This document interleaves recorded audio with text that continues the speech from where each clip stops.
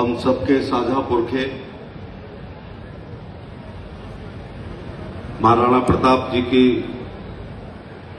बहुत ही भव्य और दिव्य मूर्ति के अनावरण के मुख्य अतिथि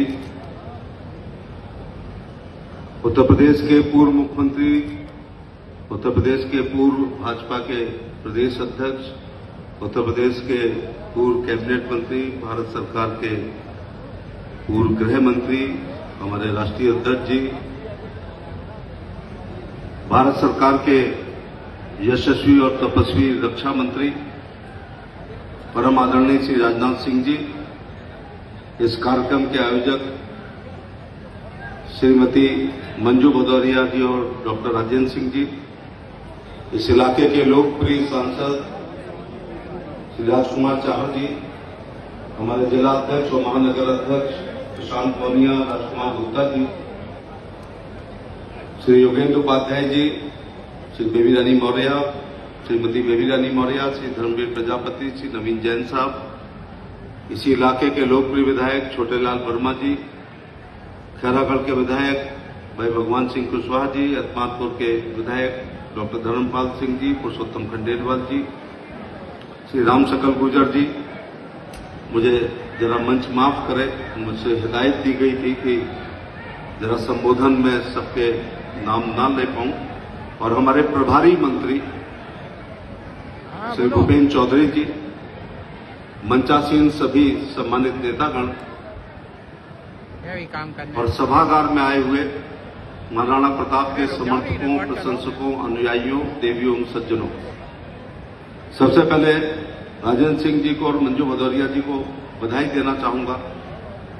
उन्होंने एक भव्य और दिव्य राणा प्रताप जी की मूर्ति का यहां स्थापना की और बिल्कुल उपयुक्त वीआईपी राजनाथ सिंह जी से उनका ही हक बनता था, उनसे अनावरण करने का आपने ये करवाया है, उसके लिए मैं बधाई देना चाहूंगा।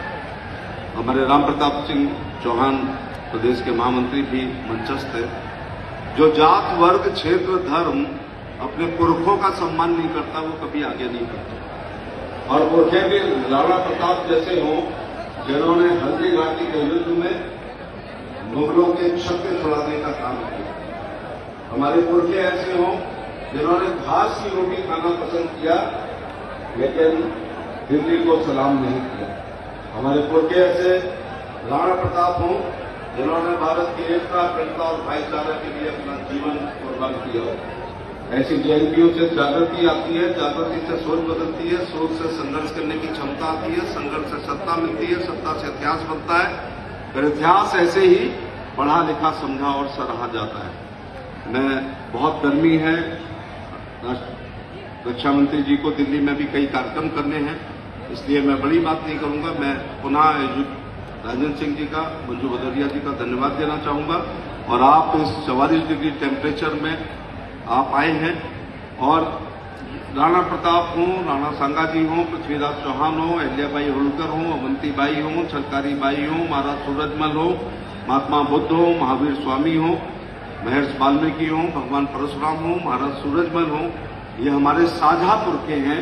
इन्होंने कौम के लिए काम नहीं किया बल्कि देश के लिए काम किया और सनातन के संरक्षण और संवर्धन के लिए काम किया। इसलिए हम सबको इन जयंतियों को मनाना चाहिए। मैं भी आपको पीली चिट्ठी देने आया हूं कि 30 तारीख को अहमदाबाद में अहिल्याबाई होलकर की मूर्ति का अनावरण होगा, उसमें भी आबंधित हैं। एक बार पुनः माननीय रक्षा मंत्री जी के प्रति आभार प्रकट करते हुए कि मैं कल आपको हैदराबाद या परसों और कहीं देख रहा था। देश बहुत बड़ा है और आप पे आर्मी, एयरफोर्स और नेवी है। आप पर देश की सीमाओं को सुरक्षा, रक्षा और हम सबके जीवन की रक्षा करने का इतना महत्वपूर्ण आपके पास पद है। इसके बावजूद आपने शमशाबाद में आने की कृपा की है। मैं आगरा लोकसभा की तरफ से और फतेहपुर सीकरी लोकसभा की तरफ से आपका आभार प्रकट करना चाहूंगा। बहुत बहुत धन्यवाद।